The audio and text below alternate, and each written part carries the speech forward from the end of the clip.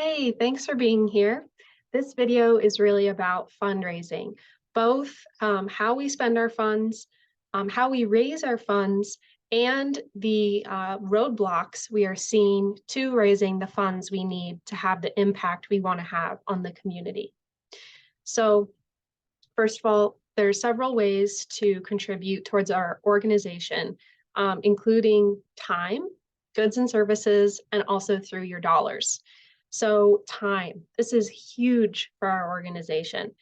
We have a working board of 9 members who are completely volunteer, who are giving between 5 and 20 hours a month per person towards our organization. So they contribute hundreds of volunteer hours every year towards our mission. Thank you so much to our board members.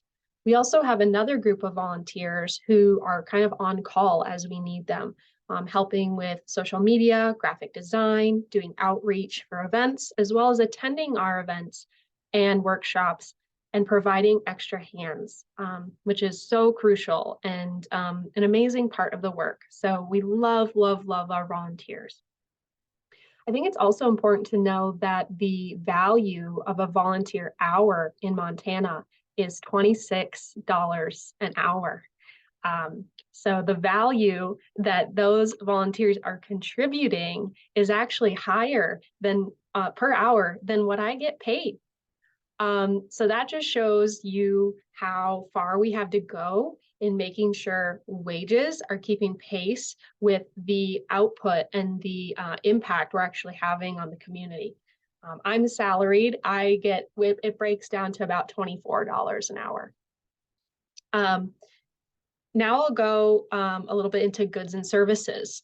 For example, we have a donor who every time we have a big event, bakes cookies and treats for those events. And so that's a great way to contribute towards our organization. This computer that I'm talking to you through right now was a donation from a very kind and generous donor. We keep a wish list going for our organizations with physical goods and donated services that can benefit our organization. So I'm happy to link that or to share that with you, just to make sure that the thing that's being donated actually matches what we need. And if you have something to donate that we don't actually need, we can point you towards another organization that will probably need that thing. Just yesterday, Danae here at Biome Slowcraft was trying to get rid of a space heater. And I was like, well, we don't need a space heater, but we were able to get that to the HRDC Warming Center. So we can help redirect physical donations as well. And then the last way to contribute towards our organization is, of course, through your dollars. I think it's important to be transparent about how we're spending and using your dollars. So our organization has a budget of about $70,000 per year. $50,000 of that is my salary, which is on the low end for executive directors in our area. So a large part of what your money is going towards is my time being the hub on the wheel of our organization, moving our work forward, and wearing all the hats. $6,000 goes towards our part-time bookkeeper, who we love and cherish, and that's an important service that we pay for. The additional $14,000 every year goes towards overhead and programs. So that includes things like art supplies, insurance and liabilities, our rent here at Biome, technology services such as QuickBooks, which is where we do our accounting, Network for Good, which is our donor database, so how we're logging and tracking all of the donations that come in, so that we're making sure we have good data on that, are acknowledging our donors and engaging with our donors through that database. We also pay for Canva, which is a easy-to-use graphic design platform. A couple more things we spend funds on, printing and mailing. We don't mail very often, but we do a couple times a year, just because we know there are folks who we can reach that way that we maybe can't otherwise reach online. So we do a couple mailings every year. And then we also buy some sort of swag every year. You know what, this year it's t-shirts, last year it was hats. So every year we're also trying to get some fun, fashionable, swanky goods, out there into the community repping our organization. So that's kind of a breakdown of what our funds are going towards. And all of this is priority because we're trying to keep our programs affordable and accessible. So that's why the majority of our funds go towards staff time. Okay, so how are we raising funds? A few different ways we do that. Program fees. So we have a sliding scale program fee with our community partners and individuals who benefit from our programs. The reason we have sliding scale is because we know everyone can't pay what the service is actually worth. And we'd rather go and do that fundraising on their behalf to keep our programs accessible. Sometimes we do engage in conversations around negotiation. If we think a partner can pay more than maybe they that we're initially expressing on that invoice. So, it is a balance, and it's really about having those open and transparent conversations about what organizations and individuals can budget for our services. Just to give you a range, for an organization, it can go anywhere from $85 for a workshop all the way up to $500, because again, that $500 is subsidizing the lower end of that scale. For individuals partaking in our programs, we ask for a minimum $10 contribution, but we encourage more in order for people to pay their experiences forward. So program fees is one way that we're doing our fundraising. Another way is through business sponsors. We have business sponsorships available at the $500 and $1,000 levels. And we offer a workshop to a business's employees if they sponsor us. So it's a great way to be in alignment with our mission, teaching and spreading compassion, but also involving our local business community and allowing them to subsidize our programs.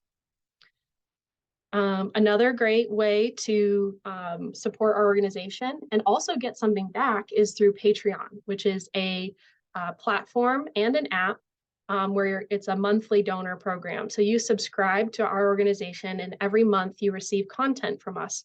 It could be an artist talk, it could be a meditation, it could be art supplies, it could be a cool blog or insight into something extra that we're doing.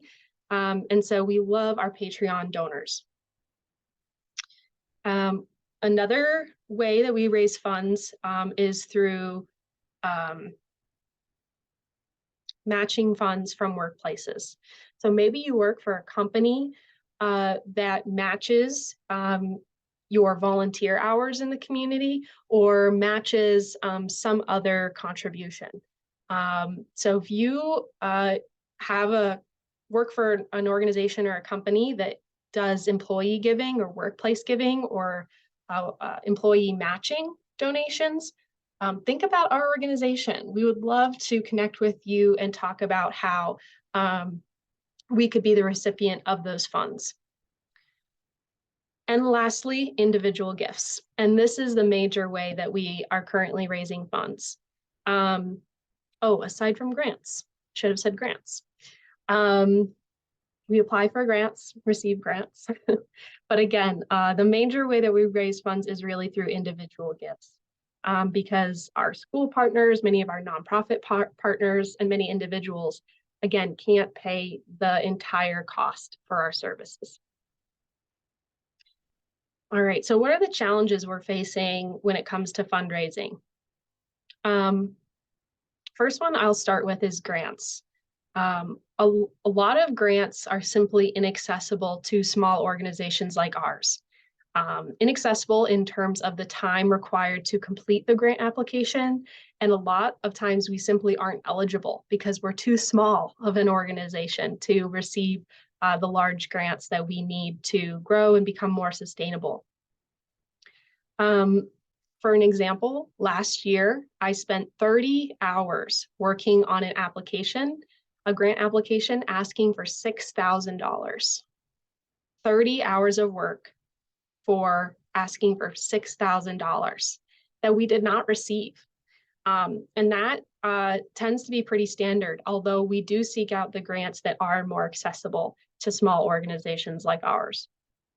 So we're really a big proponent of grant makers who are allocating funds based on trust, rather than making us jump through a bunch of hoops and really wasting our time and their time applying for these funds, when those funds and that time could be dedicated towards the most important thing, which is building relationships and serving our community. So we're a big advocate for more accessible, simpler, trust-based grant making.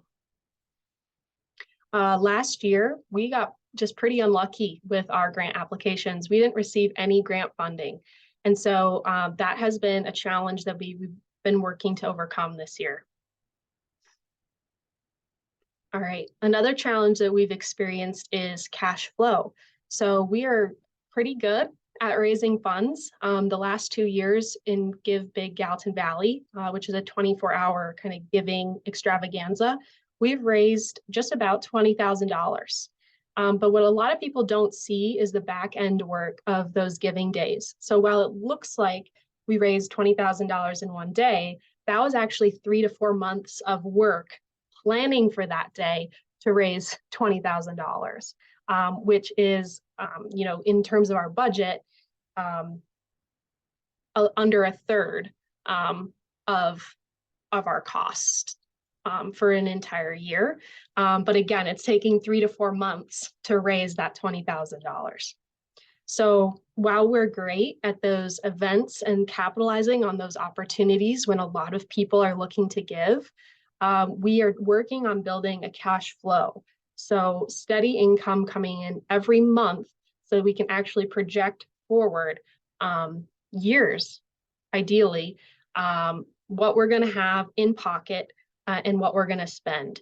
So again, we can have things like that rainy day fund, eventually take on more staff, eventually have more contracted folks helping provide those professional services we need to improve our organization. All right. And the last category of challenges that we are experiencing with fundraising is donor education, which is really a big point of these videos.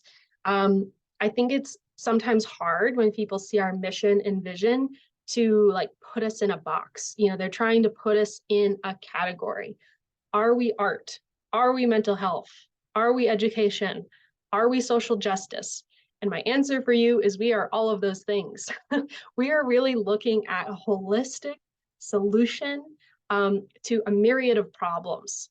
And I think that makes us kind of unique in terms of this work, although I'm seeing more and more organizations move in that direction, realizing that kind of these boxes that we grew up with or that society's typically structured around don't actually depict life in the 21st century. So yes, we are art focused, we are mental health focused, we are social justice focused, and we are education focused. So when we're applying for grants, usually they're looking for one category. And so sometimes that's a detriment to us that we are not simply falling into one category, but multiple categories. And I'm really hopeful that some of the insight I gave into how our workshops work help you understand, what our work looks and feels like. So that's something we really encourage you to do, is if you're like, I still don't quite get it, I still don't quite know what is going on here, come to one of our workshops. We would love to have you. And there's also opportunities for you to host a workshop with your friends and neighbors or coworkers and colleagues. And so the ways to do that would be to be a business sponsor or to host a giving circle, which I'm happy to share more information about below. So thank you so much for listening. Please support our organization. We really need your help. We need meaningful gifts so that we can teach and spread compassion. I'd love to grab coffee with you to talk through more of these details, to talk through employee giving or matching if that's something that's available to you, or to talk about a specific cause or thing that we do that you want to contribute towards, because it's going to take all of us working together. So please make a gift today or schedule a donor coffee with me or one of our wonderful board members to talk more about how you can invest in our organization and help us overcome some of these fundraising challenges so that we can focus on what is most important, which is our programs. All right. Thank you so much.